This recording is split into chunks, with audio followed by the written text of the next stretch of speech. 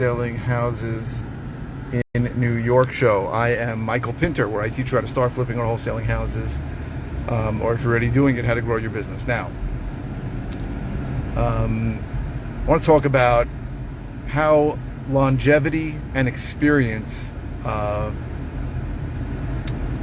play into the wholesaling and flipping houses business.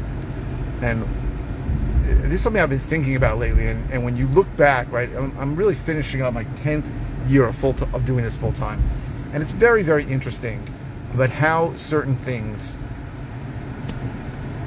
relate to longevity and experience. So let me talk about it. So I had a couple of weeks ago, where I had two deals that I thought were going to close really quickly, and then both of them showed up with title issues that were bad. One of them, I found out that they told me somebody was already appointed the personal representative, which is like the executor or executrix of the estate, and then I found out they weren't. Well, luckily it's another state, so it'll take 2 months. That deal will close, but it's a bit of a pain because I have a buyer that's ready to go that really wants it. The other one had a title issue that came up that really was a humdinger. Right. I was told there was two people on deed, and I was told they were married, and one passed away. But then I found out that the one who passed away was not married to the other one. So in essence, what happened is that we have a problem, because if the person who died had heirs, they are entitled to half the property. And I really thought the deal was dead.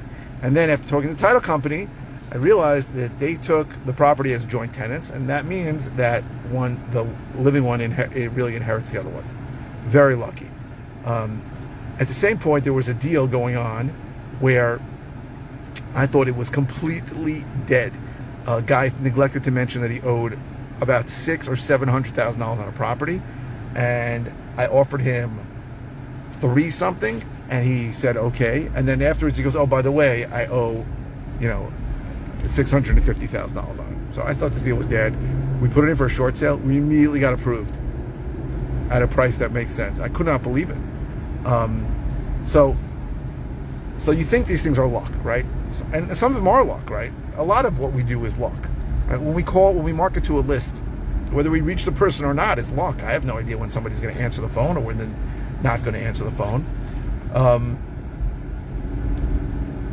But one of the important things that someone once said to me that I think is brilliant is the harder I work, the luckier I get, right? So luck comes into play on things where you are doing the same thing over and over again and you're committed to it.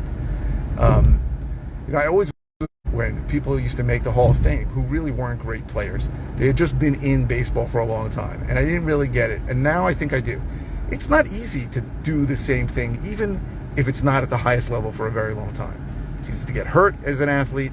It's easy to give up. It's easy to not contribute, and every time I pass by that golf course, it kicks me out. So it's easy to give up, and most people give up on almost anything, right? And the reason why most people give up is because they really don't want what they think they want, right? I told a story recently where I ran the New York City Marathon in 2006, and it was an amazing experience. It was great, and after I did it, I said I want to do this again. At least I thought I wanted to do it again. And I took like a year off, and then I got guaranteed entry, and I had to do a lot of things to get guaranteed entry. I didn't buy my way in. In order to get guaranteed entry for the New York City Marathon, you have to run a certain number of special sanctioned races. They're not long races, but you have to run them. And because I'm a Sabbath observer, I couldn't run anything on Saturday.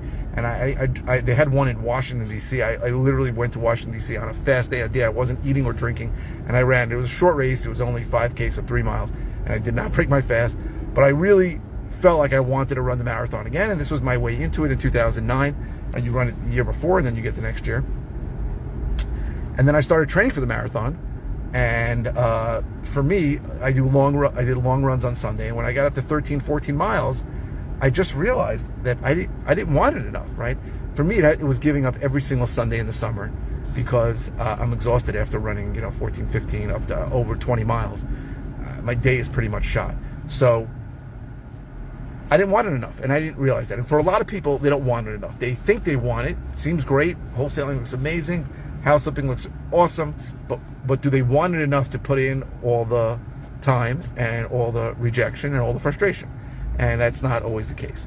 Now, sometimes when a deal, like the deals we just discussed, comes up, experience will say, maybe there's a chance, right? Maybe there's a chance on it. And only because you've seen the situation 100 other times, you'll stick with it. And maybe somebody who doesn't have the same experience as you will walk away from that deal.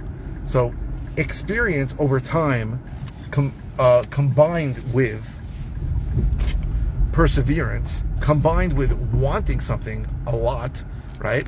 And I want my business to grow a lot, are really the keys to success. And I think that's in almost anything. And we all hear these overnight successes and we say, wow, this guy's so lucky, this guy's that. Very often we don't see a lot of what's underneath, a lot of the work, a lot of the rejection, a lot of the failure, a lot of the working their ass off, a lot of them about to quit. And the only reason that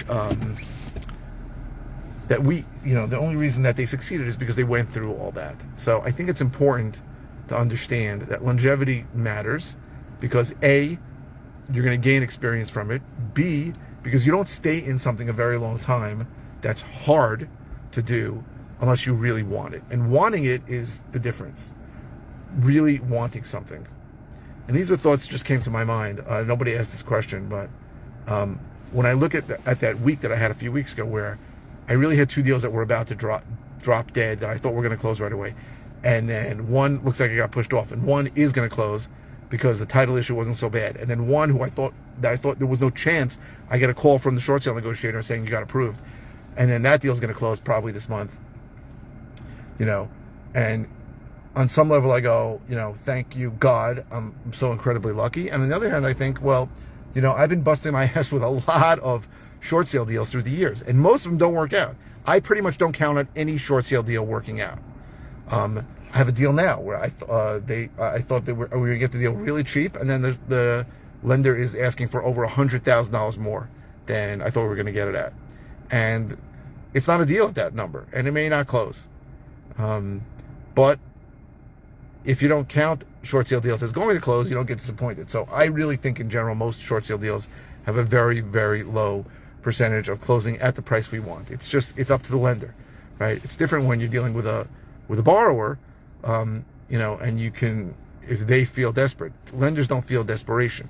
They're more analytical and they come up with a number, and very often they won't budge. So those are my thoughts. I hope this was helpful in some way. If you're interested in all the ways I can help you, go to howtoflipnewyork.com. If you're interested in finding out more about one-on-one coaching I offer, go to coaching.howtoflipnewyork.com. I have a study-at-home program that teaches how to do what I do. It is howtoflipnewyorkcourse.com. I need to change that name. Every day I say that, and I haven't changed it yet. What else? Oh, if you're watching on YouTube, please subscribe. If you're watching on any media channel, please click the thumbs up. The algorithms really help. I don't know how it works, but when you click like, it gets shown to more people. They click like, it gets shown to more people. A lot more people are watching my videos lately. It's definitely due to everyone liking them, or as many people liking them as possible. People come to me all the time and say, oh, I watch all your videos. I'm like, do you like them? Because if you don't click the thumbs up, then, I guess views are important, but I really want people to like. 1 second. Gotta shut that off.